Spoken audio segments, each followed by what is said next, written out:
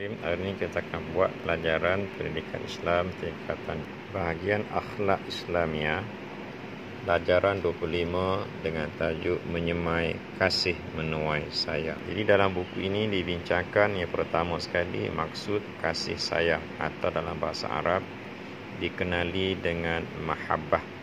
Oleh sebab itu pelajar sila berhati-hati kerana kemungkinan soalan akan ditanya apakah maksud mahabbah. Jadi mahabbah atau kasih sayang ditarifkan dengan dua pengertian, itu pada bahasa dan istilah. Jadi pada bahasa boleh baca di sini mana cinta, kasih, sayang dan kecenderungan diri.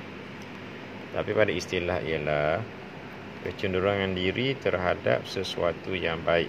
Ini maksud kasih sayang. Di sini dibawakan dalil nakli tentang kasih sayang atau mahabbah. Jadi ada 3 dalil.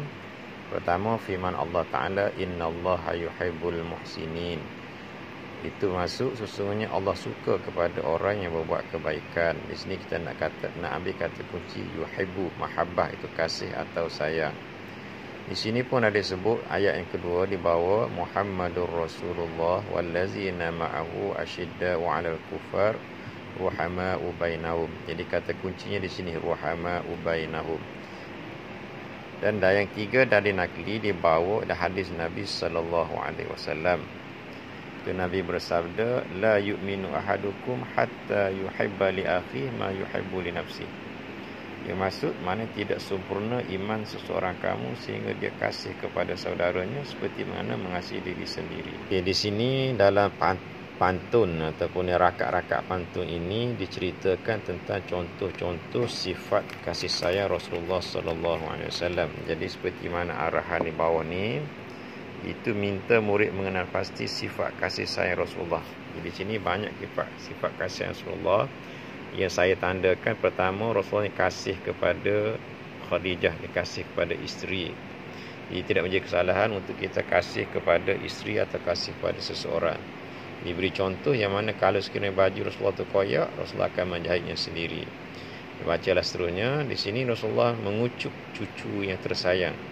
Itu contoh kasih sayang. Dan di sini lagi kasih sayang Rasulullah ni, Rasulullah akan kunjung mengunjungi dan menghormati umat dia. Dia akan kasih kepada umat dia, doa dan syafaat. Nanti doa Nabi doa kepada umatnya, dan di akhirat nanti Nabi akan beri syafaat kepada umatnya.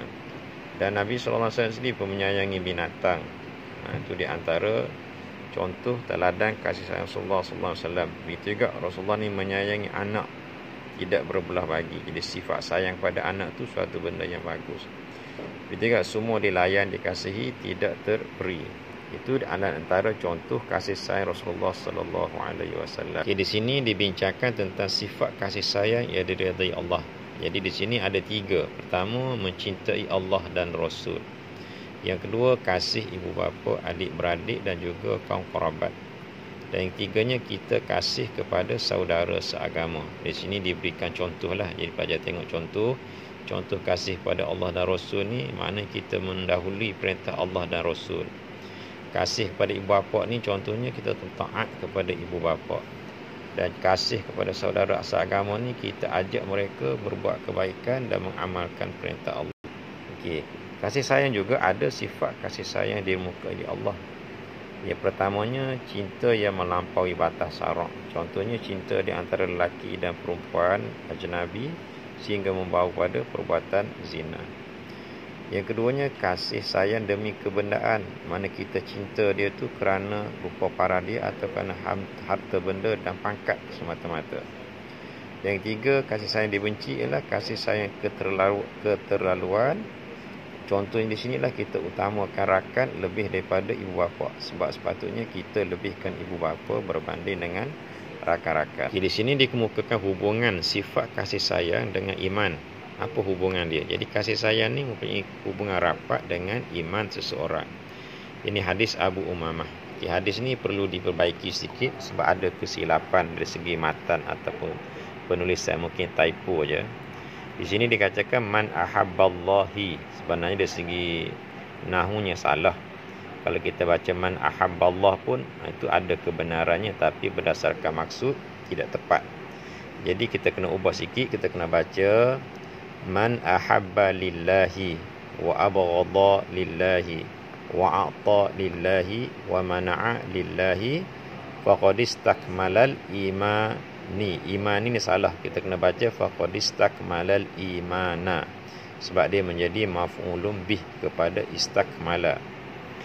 Jadi di sini sesiapa yang cinta kerana Allah, yang marah kerana Allah, yang memberi kerana Allah, yang menegah kerana Allah, maka telah sempurnalah imannya. Seperti mana terjemah dia, sempurnalah imannya. Jadi mohon pelajar baiki dari segi bacaan matan hadis. Itu di antara, jadi hadis ni menerangkan bahawasanya orang Islam ni perlu berkasih sayang kerana Allah, membenci juga kerana Allah. Di sini kita kena ambil note. Kita benci seseorang itu bukan benci pada peribadi dia, bukan benci kepada diri, tapi kenalah benci kepada perbuatan yang dilakukannya. Itu perbuatan yang melanggar syariat. Okay, di sini diperincikan lagi tuntutan berkasih sayang. Seperti mana kita bincang sebelum ni, ada 3 jenis kasih sayang. Yang pertama sekali, sayang kepada Allah dan Rasul. Kenapa kita sayang Allah? Kerana Allah tu pemberi rahmat kepada kita. Yang keduanya, kita sayang kepada Rasulullah. Kenapa kita perlu sayang kepada Rasulullah? Kerana baginda Rasulullah sanggup menanggung pelbagai ujian dalam menyampaikan dakwah Islam kepada kita sehingga kita menjadi seorang Muslim. Yang ketiga, kita kena sayang kepada ibu bapa. Kenapa perlu sayang ibu bapa? Kerana ibu bapa inilah yang telah melahirkan kita hingga kita berada di atas dunia ni, dan ibu bapa jugalah yang telah memberi nafkah kepada kita. Yang ketiga, kita kena perlu kasih sayang kepada saudara Islam. Kenapa? Kerana mereka adalah saudara seagama. Ini diceritakan cara menyuburkan kasih sayang. Jadi yang ni pelajar sebenarnya boleh guna pemikiran sendiri. Apa cara dia? Pertama sekali, tolong menolong ke arah kebaikan dan berpesan dengan kebenaran. Yang keduanya, bersikap baik dan menutup aib orang lain. Yang ketiga, menjaga tutur kata supaya tidak menyakiti hati dan perasaan. Yang keempat, memberi hadiah dan menziarahi anggota keluarga, guru dan rakan. Yang kelima, menghormati yang lebih tua dan mengasihi yang muda. Dan yang keenam, merendah diri kepada orang lain. Ini di antara contoh. Jadi cara ataupun contoh. Jadi pelajar boleh mengemukakan contoh-contoh yang lain yang bersesuaian. Hikmat ataupun kebaikan berkasih sayang dalam kehidupan. Di sini diberikan beberapa contoh. Pertama sekali, memenuhi tuntutan agama kerana Allah dan Rasul, mengajak umat Islam berkasih sayang.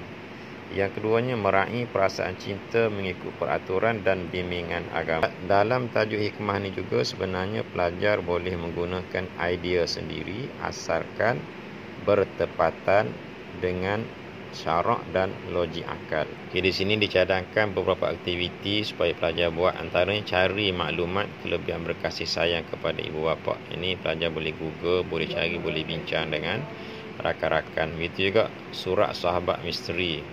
Tulis kata-kata nasihat. Kita boleh tulis kata-kata nasihat kepada rakan-rakan kita. Okay, dan di akhir pelajaran akan ada satu penilaian atau ujian untuk menilai sama ada kita faham, ingat atau tidak tajuk yang kita telah pelajari di sini. Dikemukakan 6 soalan. Soalan pertama, soalan kedua, soalan ketiga dan soalan yang keempat. Jadi soalan 1, 2, 3 ni ada jawapan dalam buku. Kemudian soalan yang keempat, ini kamu perlukan soalan kebat atau pemikiran ada tinggi sikit. Kawan anda meminta anda membuat naik gambar yang tidak menutup aurat melalui media sosial. Huraikan tindakan anda. Jadi kamu kena huraikan patut atau tidak patut. Jadi kalau tidak patut, bagaimana kamu nak menangani masalah tersebut? Jadi jawab dengan menggunakan format hebat. Juga tajuk yang kelima, terangkan 2 cara menyuburkan sifat kasih sayang. Ini soalan rubrik, berikan 2 cara.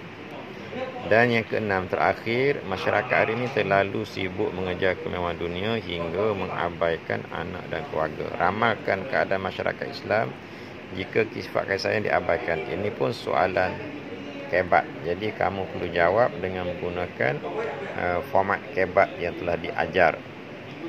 Dia ni pun sama.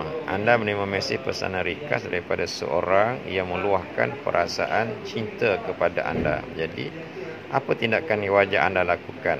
Kalau anda terima, apa tindakan anda? Kalau anda tolak, apa tindakan anda?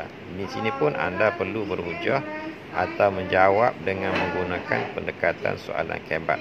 Okey, setakat itu ini. Assalamualaikum warahmatullahi wabarakatuh.